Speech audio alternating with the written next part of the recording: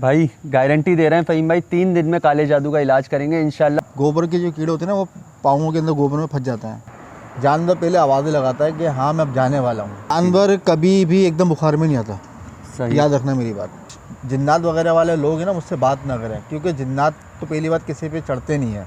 ये सारी मन धड़क बातें हैं। और अल्हम्दुलिल्लाह हमारे पास एक ही दिन लगता है। आपके पास तो भाई लंपी 4 घंटे में जब फ़हीम भाई ने सही कर दी थी। अस्सलाम वालेकुम एवरीवन, मैं रामिस नदीम, मल्टी टैलेंटेड पाकिस्तान में आप सबको खुशामदीद। तो दोस्तों आज हमारे साथ रज़ा भाई है नहीं, तो इस वजह से क्योंकि उनकी थोड़ी तबीयत में मसला था। तो आज मैं आप लोगों के साथ हूँ और फ़हीम भाई भी हमारे साथ हैं। आप लोगों के लिए भाई वीडियो बना रहे हैं, फ़हीम भाई से बहुत सारे सवालात करेंगे। आप लोगों को इंशाल्लाह आप लोगों के जो कमेंट्स आए थे वो सारे भी इनसे रिव्यू करवाएंगे और भी बहुत सारे जानवरों के मुतालिक ट्रीटमेंट होंगे जो इस वीडियो में दिखाए जाएंगे। आए फ़हीम भाई से मिलते हैं। अल्लाह का एहसान है, अल्लाह का शुक्र है कि अल्लाह पाक का पहले तो बहुत बड़ा अल्लाह का ये एहसान है और शुक्र है कि अल्लाह पाक ने मुझ जैसे नाचिज़ से काम दिया कि लोगों की मैं काम आ सका और लोगों ने दुआओं से नवाजा।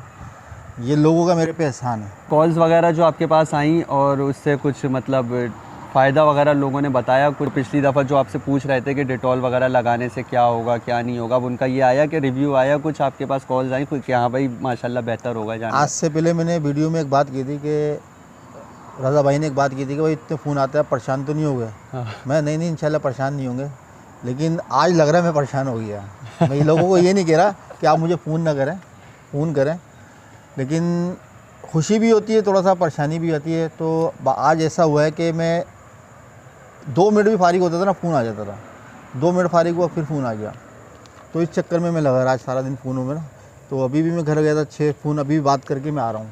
अल्हम्दुलिल्लाह लोगों को फ़ायदा हो रहा है और इसका सबसे बड़ा सबूत ये है कि मेरे कमेंट जो आए हैं ना, इसमें अल्हम्दुलिल्लाह लोगों ने कहा है कि अल्हम्दुलिल्लाह हमारे जानवरों को फ़ायदा हुआ माशाल्लाह से और लोगों को कि जानवर सेहतियाब हुए हैं।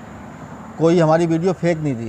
एक तो होता है ना कि लोग वीडियो के लिए व्यूज़ के लिए अपने आप को शो करते हैं। अल्हम्दुलिल्लाह हमारा ऐसा कुछ भी नहीं था और अल्हम्दुलिल्लाह लोगों को फ़ायदा हुआ है।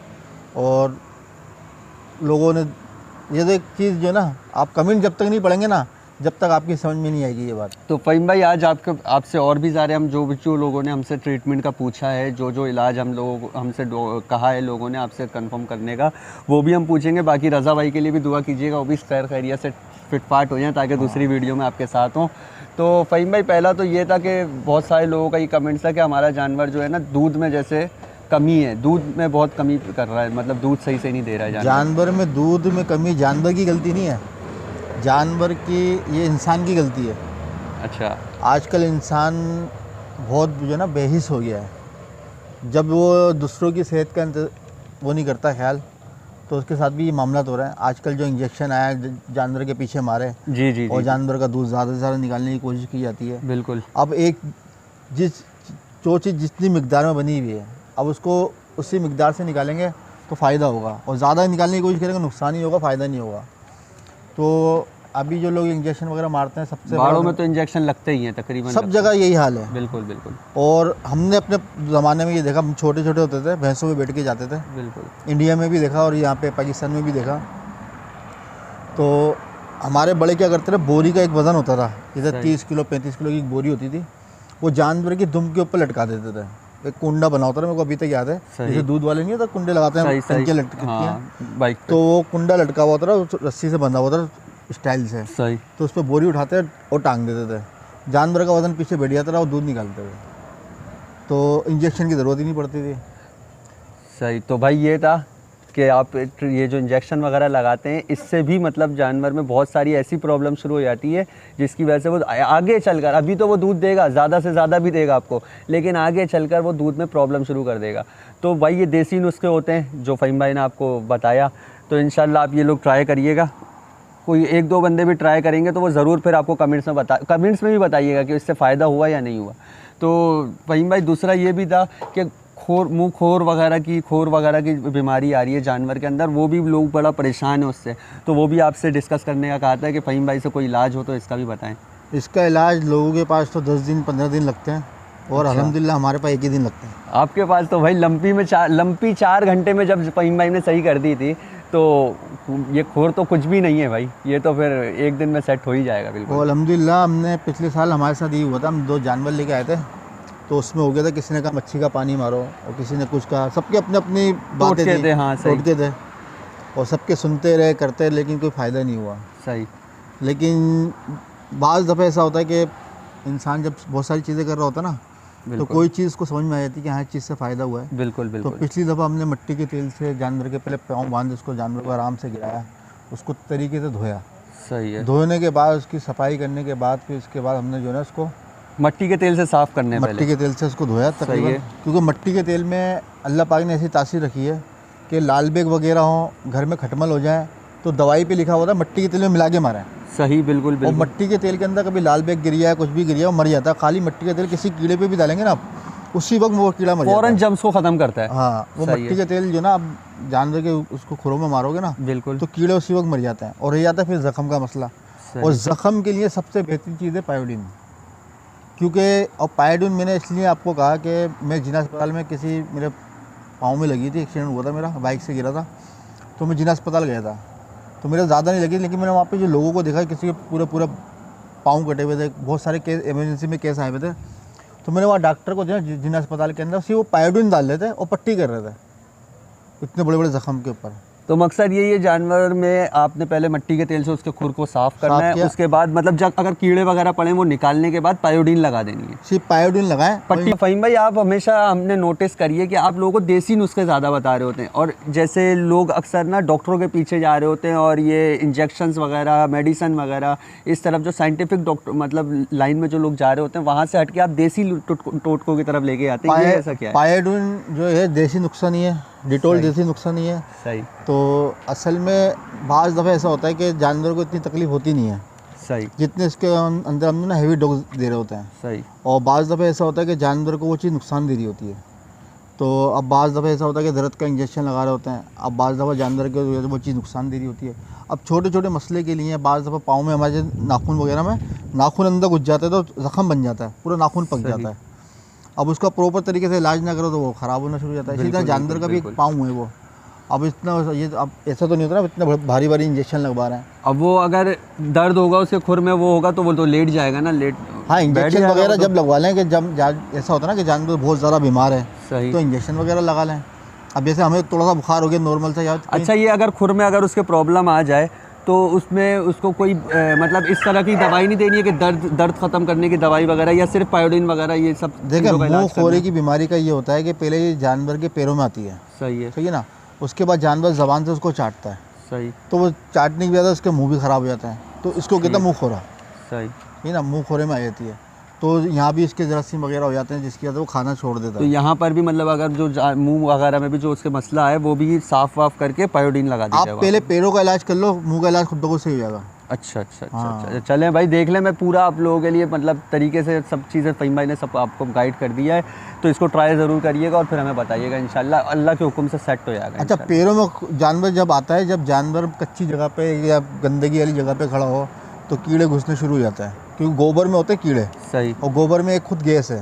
सही सही। और जो गोबर के जो कीड़े होते हैं ना, वो पाँवों के अंदर गोबर में फंस जाते हैं।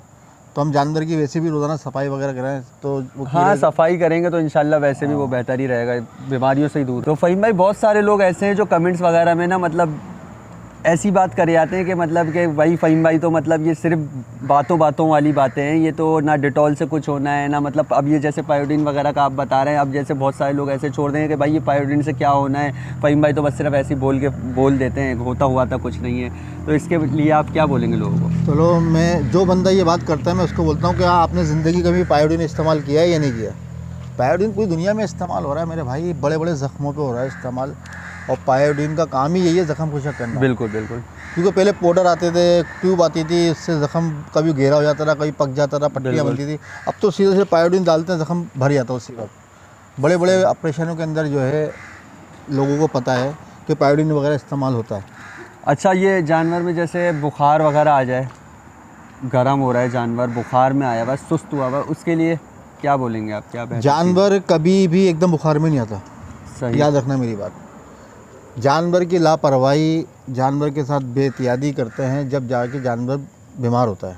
सही। अब होता ये है कि जानवर पहले होता है नज़ला उसको ना, सब इंसानों के अंदर ये जैसे अभी बारिश का मौसम चल रहा है, जानवर आपके गले में खराश होनी, आपको लगना शुरू हो जाएगा थकन की वजह से, या मुझे को ना कुछ होने वाला है, मेरी तबीयत ऐसा नहीं होता कि 104 बुखार काम पे गया था और जाते गिर गया और एकदम तो हाँ, 104 बुखार हो गया। सही। उसको महसूस होता है कि मेरे गले में दर्द हो रहा है या मेरे को नज़ला सा हो रहा है या मेरे को थकन हो रही है, तो जानवर भी नज़र आ जाता है कि अगर उसी वक्त नज़र आ जाए तो आप पेनाडोल पोस्टान वगैरह की गोलियाँ दे दें 3 या 4, और उसके बाद जब ज़्यादा बिल्कुल ज़्यादा तबीयत ख़राब हो जाती है फिर डॉक्टर को बुला रहे होते हैं, फिर इंजेक्शन ठुकवा रहे होते हैं। सही। तो मतलब पहले से ही जब आपको लग रहा हो कि भाई जानवर नज़ले में आया हुआ है या फिर थोड़ा थोड़ा सुस्त होना शुरू हुआ, उसी वक्त 4 गोली पेनाडोल और पोस्टन रोटी वगैरह में रखकर उसको खिला दी जाए। क्योंकि ये हलाल जानवर है। अक्सर हमारे देखने में ये आया कि क्योंकि जो लोग बाड़े में जानवर पालते हैं वो देख रहे होंगे मेरी वीडियो, वो छुरी वगैरह रखते हैं जी अपने वहाँ पे कोई जानवर बीमार हो या वो, बिल्कुल। और जानवर मरने से पहले 2 आवाज़ें लगाता है, ये भी मैं आपको बता दूँ। एकदम जानवर नहीं मर जाता है कि सुबह उठे तो जानवर मरा हुआ मिला हुआ, जानवर पहले आवाज़ें लगाता है कि हाँ मैं अब जाने वाला हूँ, तो हलाल कर लो मुझे। बकरा तो खासतौर पर हमने अक्सर देखा, हमारे बकरे काफ़ी मरते थे तो चीखते थे ज़ोर ज़ोर से, हम भागते थे, हम बोलते पत्नी क्या हो गया, देखा नेटा हुआ है वो चीख रहा है, तो ये चीखते हैं तो पता चल जाता है कि भाई ये जानवर बीमारी के अंदर है। सिर्फ लापरवाही और बेहतियाती जो है ना ये नुकसान देती है, चाहे वो इंसानों के लिए हो चाहे जानवरों जो भी काम हो उसमें बेहतियाती तो नुकसानदेह होती है बिल्कुल। चाहे वो गाड़ी चलाना भाई हमें ये भी पता चला है माशाल्लाह आप तो भाई काफ़ी चीज़ों में इन्वॉल्व हैं माशाल्लाह से, मतलब कपड़ों का काम और प्लॉट्स वगैरह का काम, गाड़ियों का काम, तो माशाल्लाह। और सबसे बड़ी बात तो हमें अब ये पता चली कि फ़हीम भाई रूहानी इलाज वगैरह भी करते हैं भाई, मतलब काला जादू टाइप, मतलब उन चीज़ों में तो फ़हीम भाई से इस चीज़ का ही पूछते हैं भाई ताकि और लोगों का फ़ायदा हो। बहुत से लोग जैसे कि आजकल भाई पीर बाबाओं के पास और ये मतलब रूहानी इलाज कराने के लिए जाली पीरों के पास पहुंच जाते हैं, तो आज हमें पता चला कि माशाल्लाह फ़हीम भाई जो है वो रूहानी इलाज भी करते हैं। क्यों ये हकीकत है भाई रूहानी इलाज वगैरह? ये आपको किसने बताया है? बस ये पता लगा है हम लोगों को कि फ़हीम भाई रूहानी इलाज वगैरह, जादू वगैरह का इलाज भी करना जानते हैं और बहुत अच्छे से ट्रीट करना जानते हैं सब चीज़ों को। जी अल्हम्दुलिल्लाह, अल्लाह का एहसान है, क्योंकि ये मैं इसलिए जानता हूँ कि ये इस काम में मैं एक दफ़ा फंस गया था।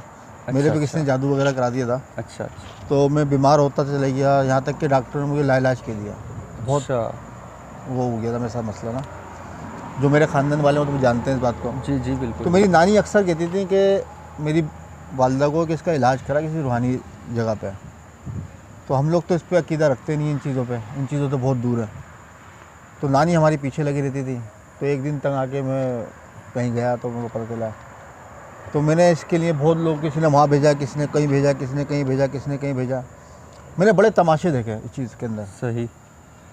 तो मैं बहुत सारी जगहों पे घुमा, तो मैं एक बंदे से मिला और उसने एक ऐसी बात की कि मैं परेशान हो गया इस बात को सुन के, और वही मेरे उस्ताद हैं और उन्हीं से मैंने सब कुछ सीखा है। और ये तो खैर टॉपिक ही अलग हो जाएगा इस मौजू पे इंशाल्लाह। नहीं इंशाल्लाह भाई आप सब लोग हमें कमेंट्स करके बताइएगा कि फ़हीम भाई से रूहानी इलाज के लिए क्या क्या पूछा जाए, क्या क्या मसले मसाइल हैं, वो भी आप लोग कमेंट्स कर सकते हैं। काले जादू वाले मेरे से बात करें, कोई बात करे भी ना, जिनको जादू वगैरह हो वो बात करें। जो जिन्नात वगैरह वाले लोग हैं ना मुझसे बात ना करें, क्योंकि जिन्नात तो पहली बात किसी पे चढ़ते नहीं है। ये सारी मन धड़क बातें हैं कि जिन्नात चढ़ गए और ये होगा, जिन्नातों के पास इतना फालतू टाइम नहीं है। और जो नजूमी मेरी बात सुन रहा है, मेरे दावे को झूठा कह दे, मैं उसको मान जाऊँगा, क्योंकि ये बात हकीकत है। जिन्नात किसी पे नहीं चढ़ते, जिन्नातों के पास इतना टाइम नहीं होता है। ये असरात होता है, असरात में और जिन्नात में ज़मीन आसमान का फ़र्क है। लोगों को गुमराह किया गया कि भाई जिन्नात चढ़ गए, और भाई ऐसे कैसे जिन्नात चढ़ जाएंगे, कोई हिंदी लग रही है? ऐसा कुछ भी नहीं है, सब फेक बात। इंशाल्लाह लोगों के कमेंट्स वगैरह भी हम रीड करेंगे, जो कोई मसला हो आप लोग हमें कमेंट्स में बताइएगा, ताकि फिर हम लोग वही आपके जो प्रॉब्लम्स होंगी काले जादू की, लेकिन वो फ़हीम भाई से फिर हम डिस्कस करें और आप लोगों के लिए सॉल्यूशन निकालें। तो फ़हीम भाई फिर क्या बोलते हैं आप इस चीज़ में? इंशाल्लाह अगर लोगों ने हमें कमेंट्स में कुछ प्रॉब्लम्स अपनी बताई तो आप बिल्कुल उसका मतलब सॉल्यूशन वगैरह करके देंगे। सॉल्यूशन ऐसा करेंगे, फी सबीलिल्लाह करेंगे। 1 रुपया नहीं लेंगे, ना उनका 1 रुपया लगवाएंगे। माशाल्लाह बिल्कुल फ्री काम होगा, फ्री कॉस्ट काम होगा। 1 रुपया ना उनका लगेगा, ना किसी चीज़ में, ना इतर में, ना बिजली में, ना फलाने में। ये तो होता है ना, ये चीज़ जी बिल्कुल, ऐसा कुछ भी नहीं है। और 3 दिन के अंदर वो अल्हम्दुलिल्लाह असरात ख़त्म हो जाएगा गारंटी के साथ। भाई गारंटी दे रहे हैं फ़हीम भाई, 3 दिन में काले जादू का इलाज करेंगे इंशाल्लाह। तो आप लोग ज़रूर कमेंट्स में बताइएगा ताकि आप लोगों का फ़ायदा हो सके। जानवरों का भी साथ साथ जो भी जिसको जो मसला आ रहा हो वो भी कमेंट्स करिएगा, ताकि हम लोग आप लोगों के लिए दोबारा फ़हीम भाई के पास रब्ता कर सकें और आप लोगों के लिए सोल्यूशन ढूंढ सकें। तो भाई रज़ा भाई को भी आप सब लोगों ने मिस किया होगा, तो ज़रूर इन लोगों का रज़ा भाई का भी मिस का कमेंट का ज़रूर भेजिएगा कमेंट्स में। भाई की थोड़ी तबीयत बुला लें उनको थोड़ी देर के लिए, इंशाल्लाह उनको बुलाएंगे, अगली वीडियो में बुलाएंगे, उनकी तबीयत थोड़ी बेहतर हो जाए। तो बाकी आप सब लोग अपना बहुत सारा ख्याल रखिएगा, दुआओं की दरख्वास्त है आप सब लोगों से, और पाकिस्तान जिंदाबाद।